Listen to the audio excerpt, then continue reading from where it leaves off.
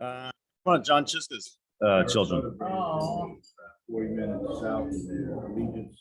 I like that one too. That's one of the.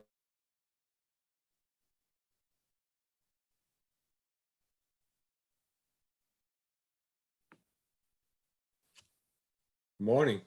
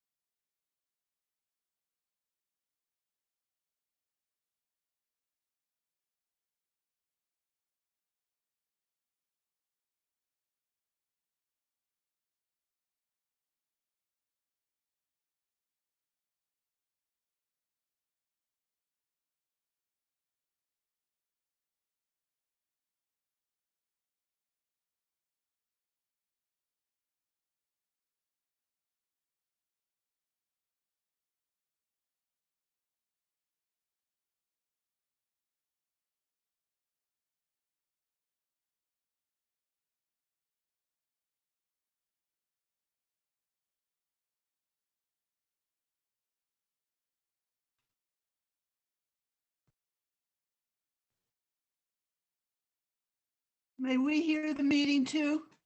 Thank you. No, I'm not hearing it here. This is Bob. I guess we're still muted. Eric forgot to unmute us. Thank you. Now you got us. How's that? Liz just picked on it. So that's our guest. That's our guest for today. Let's get somebody else. Thank you very much. You visiting with Arians today? I don't see anything on the sheet. A couple of my announcements to get us started here. First of all, thank you, Bob. Bob, as you know, sent out an email about a week ago. Some of our Rotarians who are having some difficulties right now. We appreciated that. Get their addresses to send them cards and so on, which, by the way, we all know we can find those stuff. And so I asked Bob if he would be willing to take on the Sunshine Committee group, which comes under, I think, Megan's fellowship. He is going to do it, and Sue Schrader is going to help him. Bob, I did talk to her this morning. Great. We're going to keep an eye on those and have cards, keep an eye on those who need maybe a little pat on the back, a little support that we don't know what we're thinking about.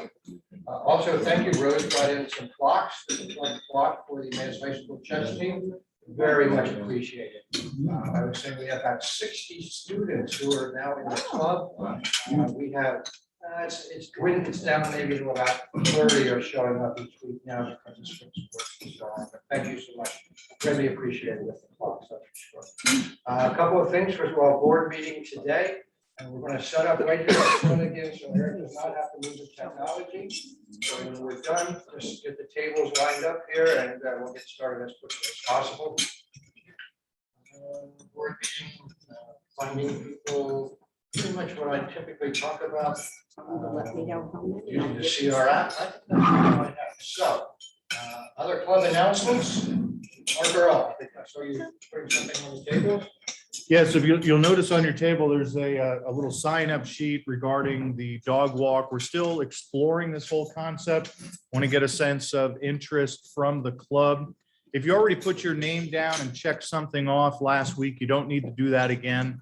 But again, we're just trying to see if this is something that the club is interested in taking on. There's so many things vying for our time and attention. We want to make sure that we're not overtaxing the membership. So opportunity to check off something like, oh, I'd be interested in being on the committee. Frankly, who wouldn't want to be on the committee? Or that, I might participate or donate later. So just give that some thought, and then we'll get back at some point with some definitive, yes, it's a go, or we might push it off and reconsider it later. So thanks for your consideration and time. Great activity. Karen? There's a couple of sign-up geniuses. It was an email actually, but we'll try and get it in the trumpet too. So the sign-up geniuses are for you to volunteer your time. We have the first one we have there is Camelback Park. We're planting some trees. They're not too big. They're 3 to 4 feet. So and all the help is there with the earth and the truck. So that's good. And actually, the week before that is in the Emmaus Community Park. It's Earth Day. It hasn't been promoted that much, but it's always great to see some Rotarians at Earth Day. Community Park, Saturday 23rd, 8:30, run by the borough and Lower Milford Township. And then there's one further thing in the sign-up genius. We are trying to beautify Emmaus by planting the planters. There's 20 planters throughout Emmaus, and we want to take some of the soil out, replenish it, and plant flowers. And we're going to start to do that on Saturday, the 7th of May. So that's it so far, but there is a lot going on. The seed farm also, when they came here and did a talk, that weekend, the 7th and the 8th, they're looking for help too. So there's a lot of stuff. Get that in the trumpet, all the days and the sign-up dates and everything, so we know it. Thank you. Okay, yeah. Your committee's doing a great job with that. Eileen, good seeing you here. Well, I want to thank everybody for bringing the toothpaste. And so next week is the last collection week. So if you have some to contribute, please bring it in. I'll make a final count to see how close we came to what we were supposed to do for Angel Network. I'm sure you'll do fine. Our club has always supported this event really good, and I appreciate it. Thank you. Thank you, Eileen. Thank you for doing that. Joe? Okay, I'm not sure if this qualifies as a club announcement, but the Emmaus, the Friends of the Emmaus Public Library is having their annual book sale. We haven't had it for the last couple of years. We've done different things with it, but it's going to be at Lower Macungie Middle School, LMMS. So April 22nd, which is a Friday, and April 23rd, which is a Saturday. I know a number of Rotary members helped out, volunteered and all that. So if you want to do that, reach out to Seal. I don't see her here, but reach out to her. Oh, there she is, okay. So I just volunteered you. Yeah. Thanks, everybody. Yeah, that's not a club announcement, but that's good. Wait. So membership committees, retention subcommittee needs your help.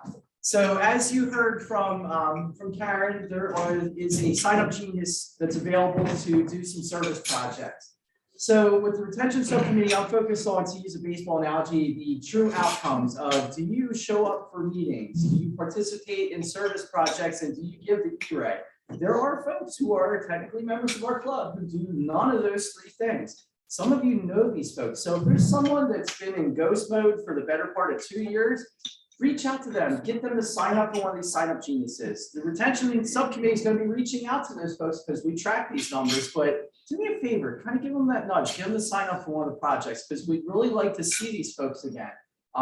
Not sure where they are. Everybody has their own unique story, but let's get them back to a meeting. Let's get them back to doing service projects and let's get them back to giving the E-Rate. Thanks. Hey, wait, do you know what the easy way is to contact those people? Love runner. Club runner, there you go. I lost it. Everyone's in there. All right, Ann Beasley. I just want to introduce Steve, who is my chiropractor. So you have been, walking in this morning and feeling all kinds of aches and pains and agony without the ecstasy. This is Steve. Steve for the Well, you know, like, they're on back table. Nice job, Ann. Someone else pass out. Good morning. So what's May 22nd? First day of spring. Beef and bags and beef, that's the day I do Don really bad in Cornwall. So if you want to see Don cry, just come May 22nd. Bags and beer at Gio's Italian Restaurant on Route 100. And we're gonna have, by the way, our committee's gonna hopefully meet next week. I gotta secure dates with the committee, but everything's on. Karen. Are you doing sponsorships for that? Yes, yeah, the flyers, and hopefully we'll have a flyer out. And next then week. what happens if you've done it before, so you have to call them? Continue bringing them back? Yes, you can. Everything's in good shape. May 22nd, it's Sunday. Other club announcements. Right, first of all, and another thing, thank you to Sal for all the pictures he takes. Hopefully you're reading the trumpet. JP is actually a walking photo opportunity. The last one with this hat on from last week was Called a mic. that was a classic. So any other club announcements? All right, we're going to greeter and raffle. Greeter, who was our greeter? I think that was. I filled in, and I'm gonna go to Mr. Ecstasy to pull out a ticket.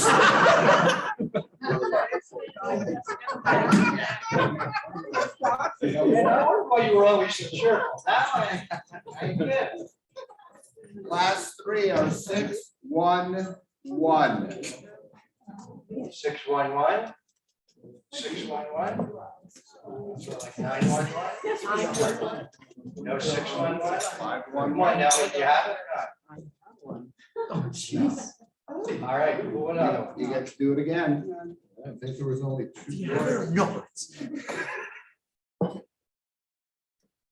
614. Right here. Don. Getting close. Winner, winner, chicken dinner. How many you doing today, Don? We got 2, $10. Here we go. Full one. Thank you. Come on, Mark. 629.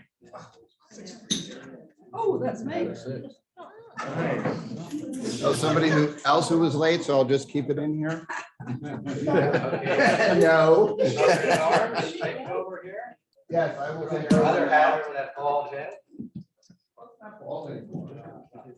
Coming back very nicely. So there were a few people that wandered in late.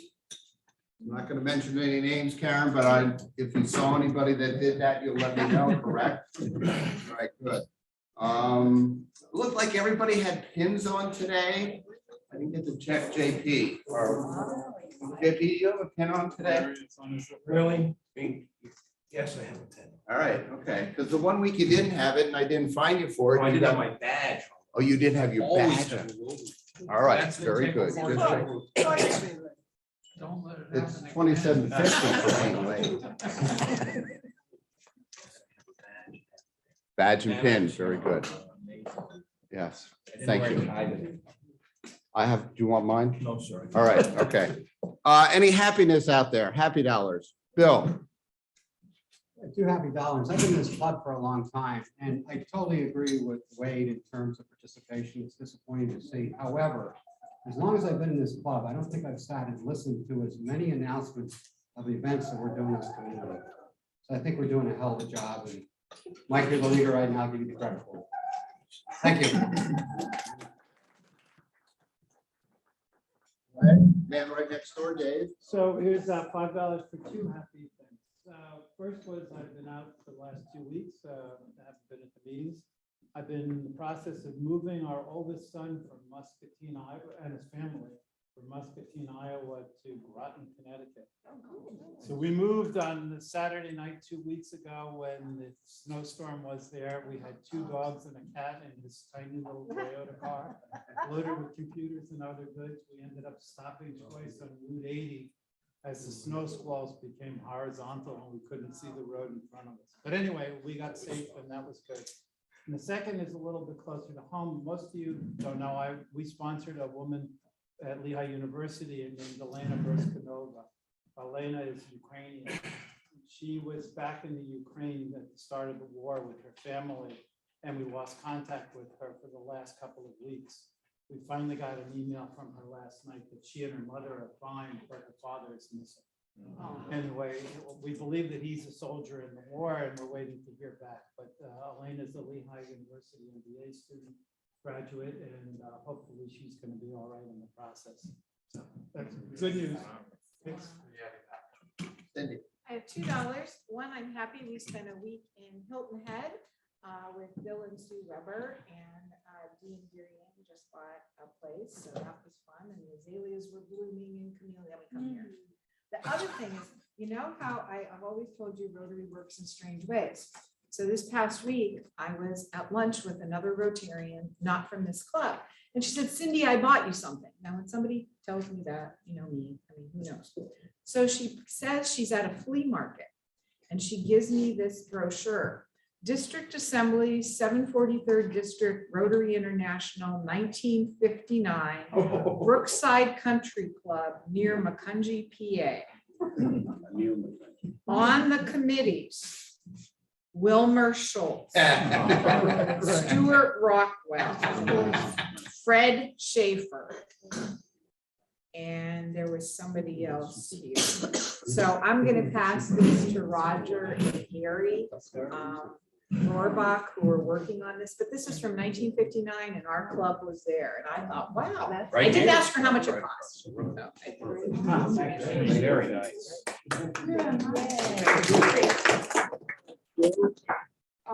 I just gave the newspaper, the East Penn Press, to Mike. We were featured in the front page with the International Women's Day.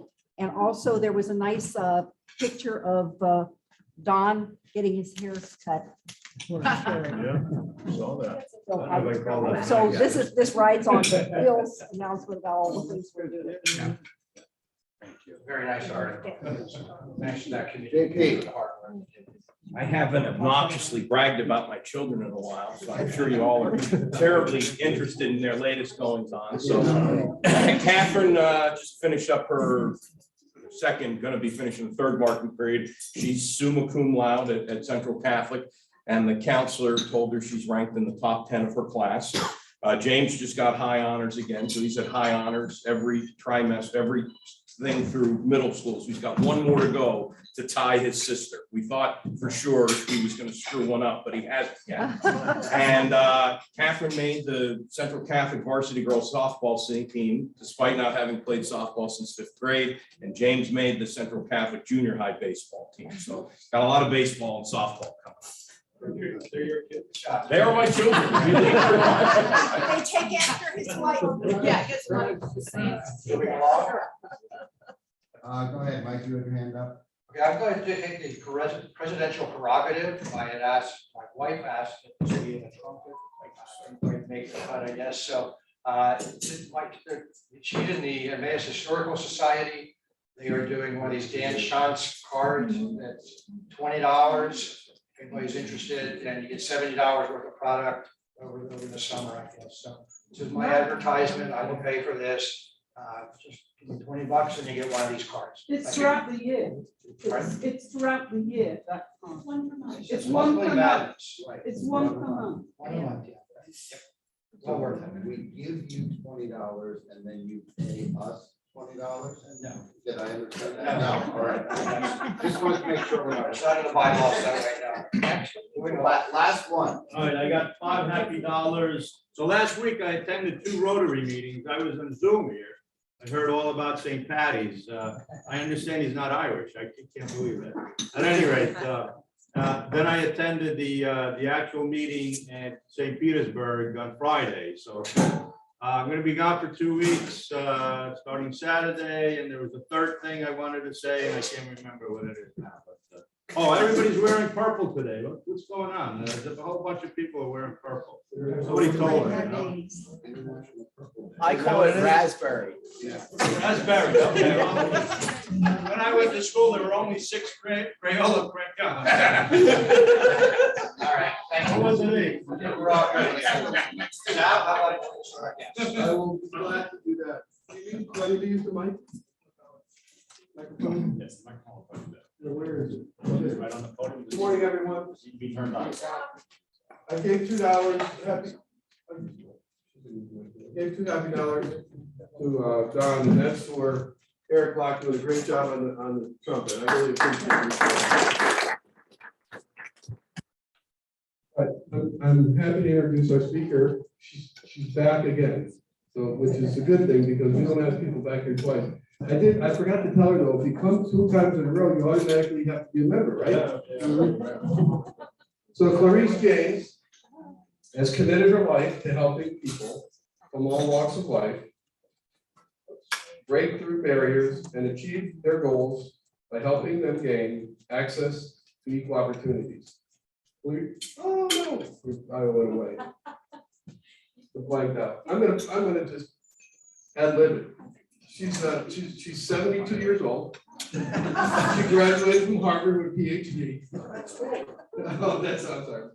I apologize. I had her bio printed out, and of course I left it at the office. We got here this morning, so I apologize. Oh, here it is. Clarice's academic background includes holding an associate's degree in social work. Some of her experiences involving serving as a mentor for the Mandela Washington Fellows as part of the Young African Leader Initiative, advocating for migratory families through the Pennsylvania migrant education background, and founding and director of MIRA, which you was here, MIRA Resources, which you was here last week, a nonprofit that focuses on providing support for migrant, immigrant, refugee, and asylee families. She was also recently awarded the International Women's Day Award through the Emmaus Rotary for her humanitarian efforts. So her bio has just been updated, and you're the first one to hear it. So without further ado, I'd like to introduce Clarice James.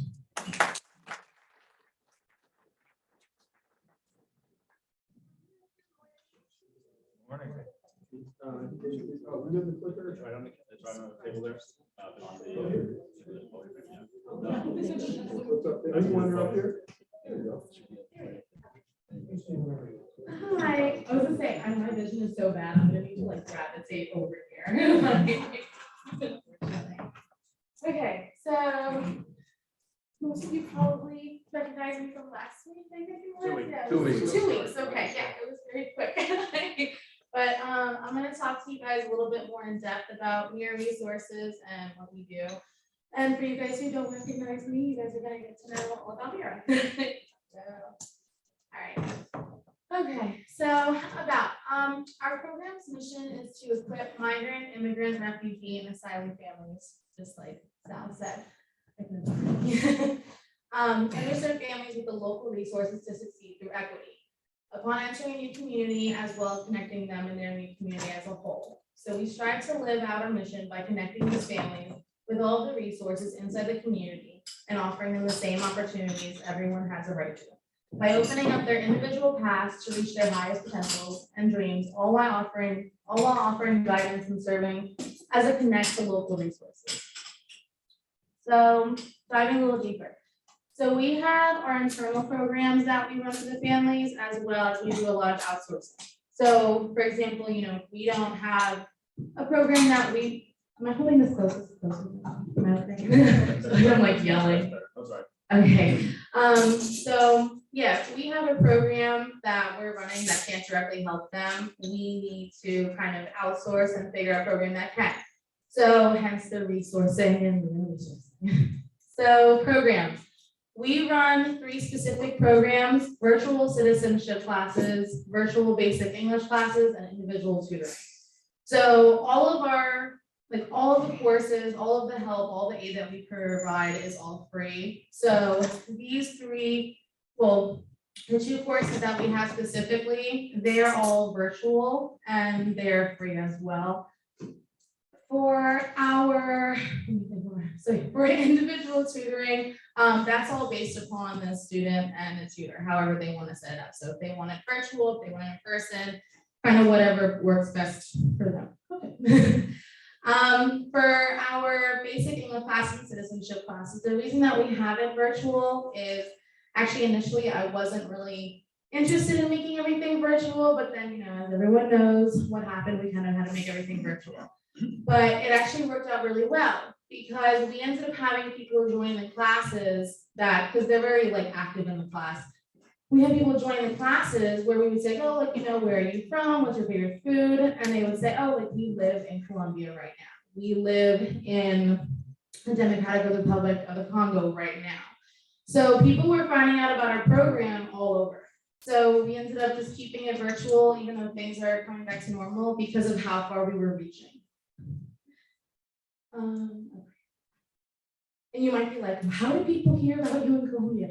Let me just say it really quick. So we have families over here that like need help, and they might have a sibling or a family member or a friend in a different country, different area. They tell them about the program and then they instantly join. And since it's virtual and it's free, there's not much, you know, contact or guidelines that they kind of really have to follow to join it. Okay, so events. We have weekly clothing and food giveaway, quarterly book giveaway, monthly job and health fairs, and special community events. Our weekly clothing and food giveaway, that's all direct distribution. So a lot of the families don't have transportation because of them being low income. So all the distribution we do is directly to their homes. So for example, for the food giveaway, we get food from local farmers, local produce shops, and then we go and directly deliver it straight to the family's houses. For the quarterly book giveaway, so we partner with Cops and Kids. They give us enormous amounts of books all the time.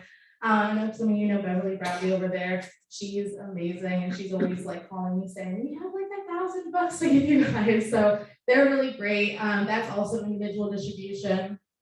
That obviously is only specifically for the families that have kids because it's children's books. Monthly job and health fair, those are on a monthly basis. Those are in person, they're not virtual. We have different job agencies, different health insurance companies, different just resources as a whole to come and talk to the families about what can help them. Sorry. So another thing about those job and health fairs is you might be wondering, okay, so what about the population that you help that are undocumented? How are they supposed to, you know, get resources there? So we have resources there that are able to give them like advice and information on what they can do, what's out there for them. So obviously there are places that, you know, work, agricultural work that doesn't require paperwork, or for insurance, there is always options out there. Like there's a lot of different medical places and a lot of different organizations that offer health medical visits without paperwork. So it's amazing. There's a lot of organizations in the community that work together to be able to help, you know, different people with different needs. Special community events. So those are all based on kind of what's going on at the time and what the community like makes it known that they need. So for example, during Thanksgiving, we do turkey distribution, we do Thanksgiving dinner distribution. During Christmas, we do gift distribution, we do Christmas tree distribution as well. So Christmas trees, that's always a process. It's like me strapping 1,000 Christmas trees to the top of the truck. So, and then driving them around like Center City on them.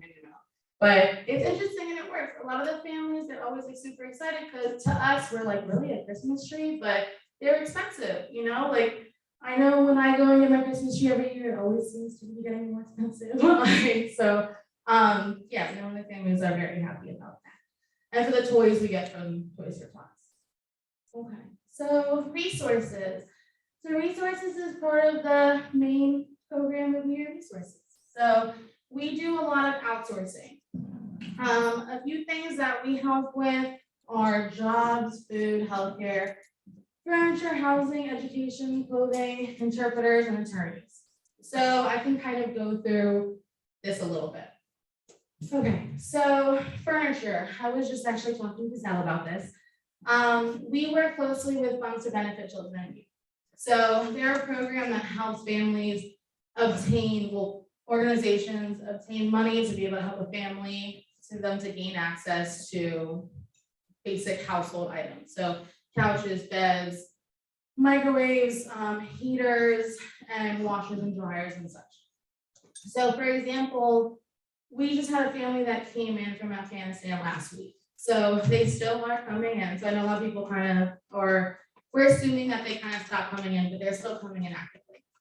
We had a family just came in, they're a family of 9. We had to get 9 beds, a washer, and a dryer. So what we did was we contacted an organization like Funds to Benefit Children and Youth, get the money requisition for that, and then we go to the store, purchase all the items, set up delivery, bring it to the house. So I was out until like 10 o'clock at night doing that last night, so that's what I was telling Sal. I was yawning this morning. But so we do stuff like that. We also have an immigration attorney that works for the program. So some of you might know Raymond LaHood, I'm not too sure, but he's a really great immigration attorney. I'm always boasting about him because he's so great. But he is one out in the area. He does a lot of great community work, as well as being our immigration attorney for the program and helping out the families that come in with needing consults or needing advice on what they're going through. He also is the one who teaches our citizenship course. So, and then really all of how we work is our volunteers and our interns. That's really like how we do everything. Like without them, I really wouldn't be able to do everything that we do. And also all the organizations that we partner with that are always willing to help, I really wouldn't be able to do what we do. So I really always like to show all of them. Okay, so timeline. Okay, so we are very new. I feel like a lot of people when I talk about the program, they think that we've been here for years. We have not. So we our first quarter, we were really focused on outreach and development, making all those contacts with those resources.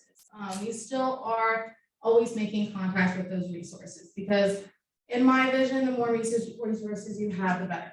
Because for example, if a family needs something, I may reach out to one resource, and even if they were able to help another family, they may not be able to specifically help this one.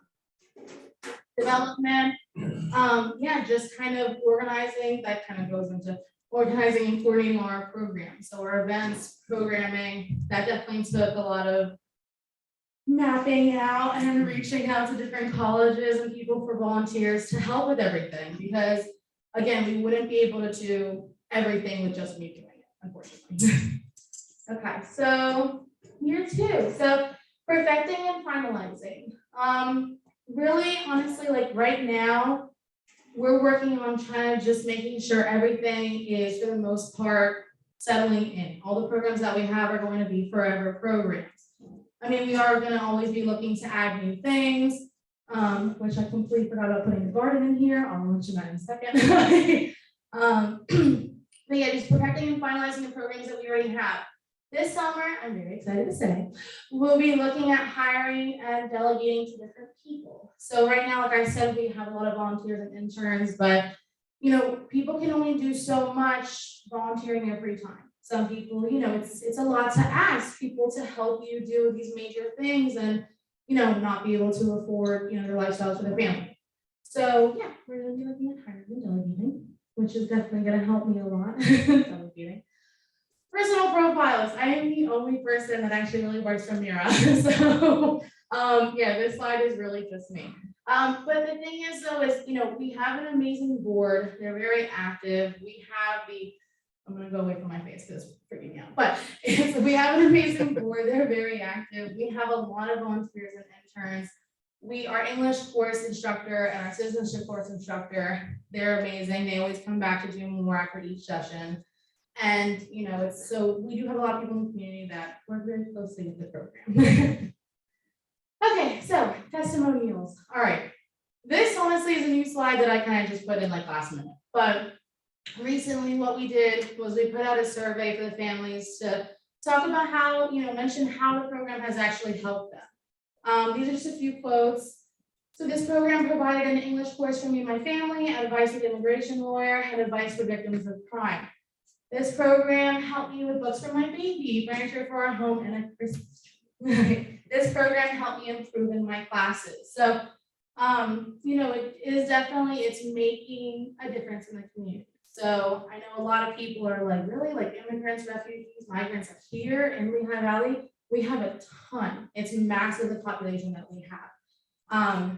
What I actually, another thing that I do is go to different universities and do different equity conferences for newly education graduates. So just kind of like letting them know, because I worked in the education system before I did this.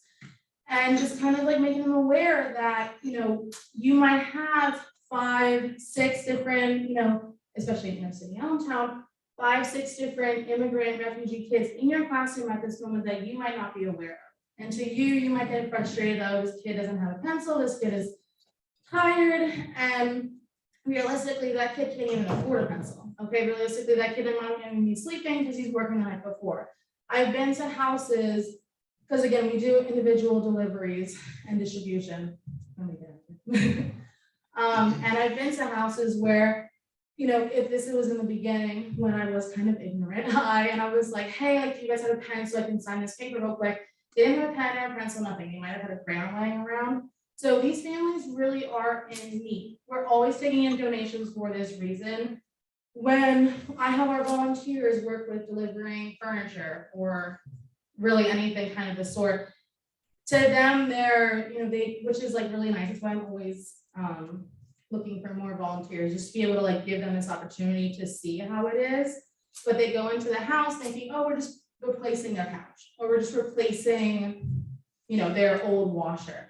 They get in there, they have no couch, no bed, nothing. They're living on literally pillows on the floor. Like really next door neighbors probably to you guys in Allentown. We have families in Whitehall, Bethlehem, Emmaus actually. So that's the thing, people may think, oh, they have this house, there's furniture in there. No, that's not the case. So another thing that we do,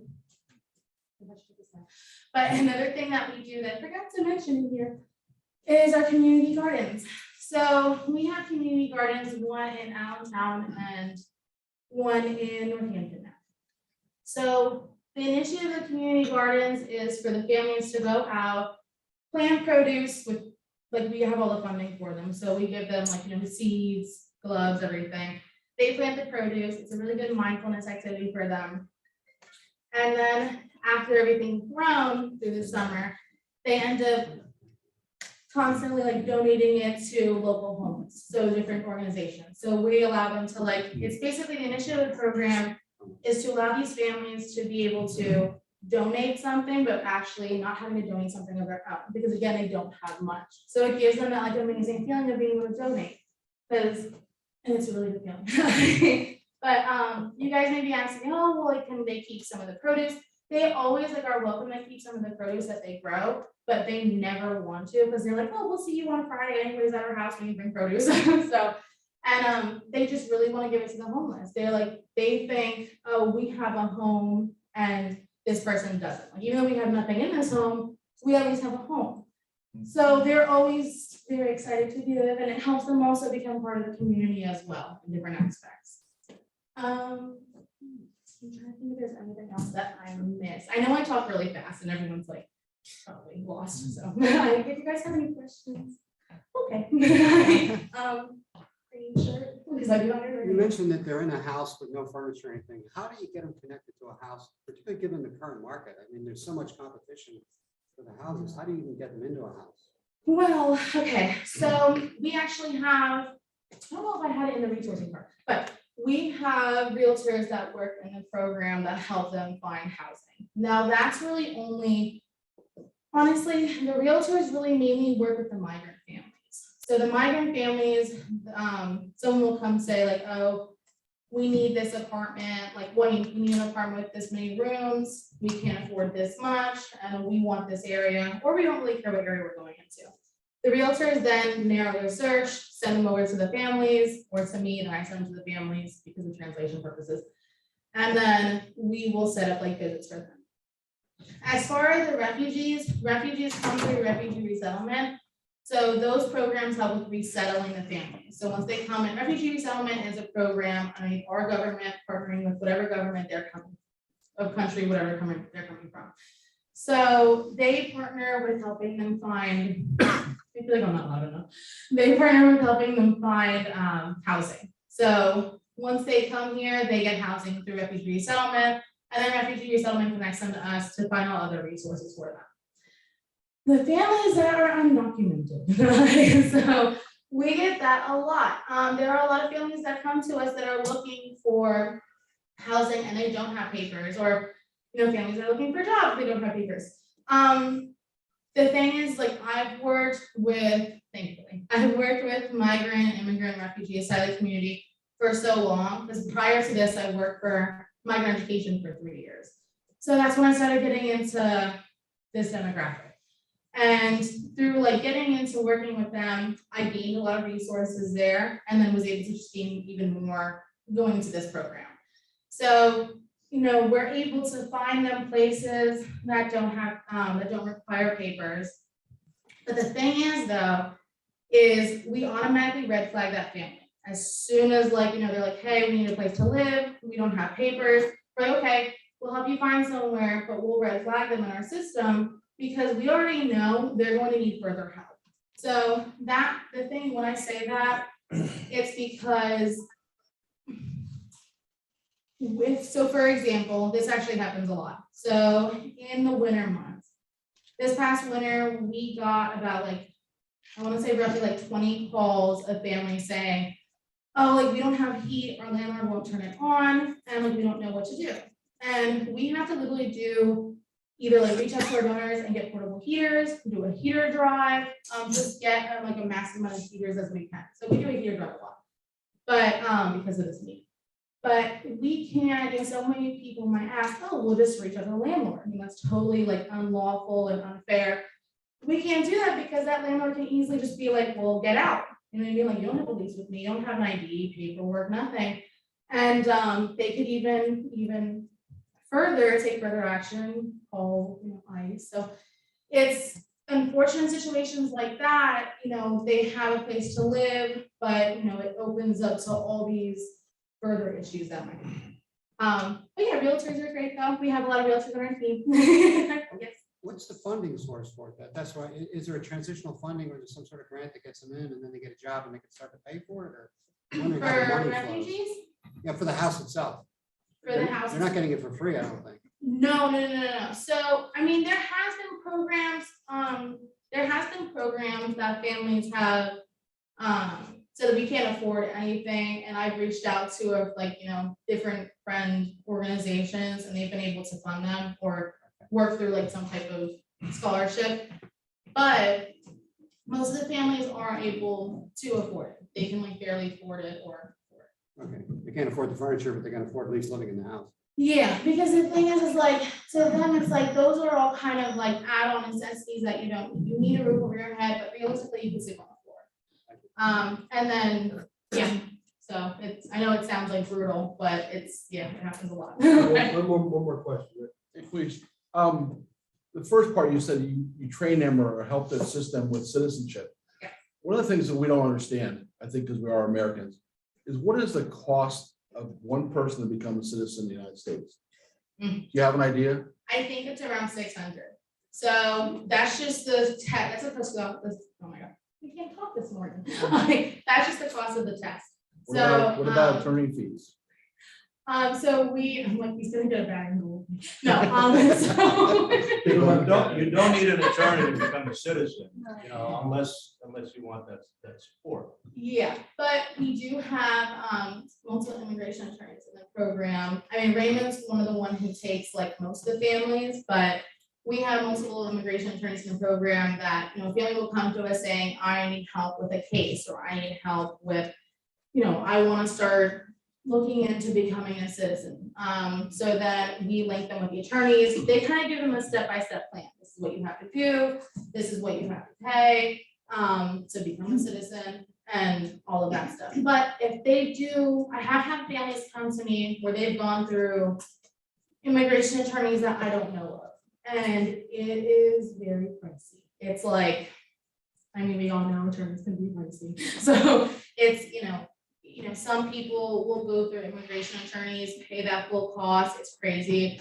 And then on top of that, you have to pay the $600 roughly for the citizenship itself. You have to take the exam. You have to pass the exam. So that's what our citizenship course does, helps them prepare and study for the exam, while also answering any questions about the process that they might have. And then also you have to go all the way to Philadelphia, go to the office that like is packed with hundreds of people and sit there for like an entire day, maybe not be seen, and maybe have to go back. All while you don't have your visa, you don't have anything. So it's like you're just driving back and forth to Philly. It's like, it's terrifying. So they are, it's a long process and it's expensive process. It's stressful. Once they do apply, it might, I don't want to take too much time, but once they do apply, it might take years. So, I mean, I have quite a few families who have been on the list for 2 years and they still haven't gotten their citizenship. So, yes. If they're documented, don't they already have a visa? So, no, so this is for undocumented. So there's documented, undocumented. There's so many different labels. It's Undocumented insane. can apply for citizenship without all the other paperwork? They have to go through the process of it. So they have to go through the initial process, seeing the immigration attorney, going through everything.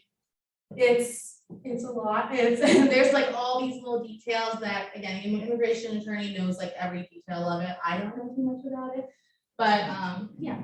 So it's definitely a lengthy process. You help, even if you do have money. You help them get housing, but how about like papers to work and driving? Can they qualify for that? So Legally?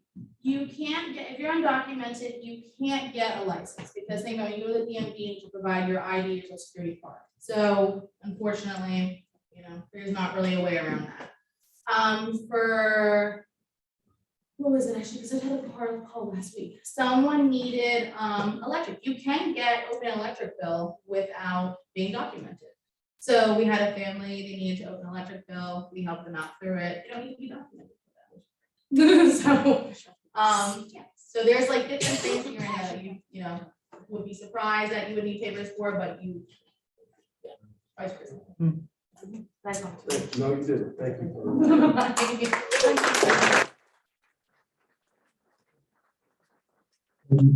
Coming back. Thanks for that. Yeah, I know she has to run back to work, but just in a minute or two, she'll take questions. Thank you for that overview, and I know it's hard to talk about something that's so detailed in a short period of time, but you're doing a great job. I'm sure you've affected a lot of people in your life, so thank you very much. I'll turn it back to Mike. Please rise, we will close with a four-way test. Four-way test is the things we think, say, or do. First. It's true. Second. It's a fair all concerned. Third. Goodwill, friendship. Will be beneficial to all concerned. Thank you for being here, Clarice.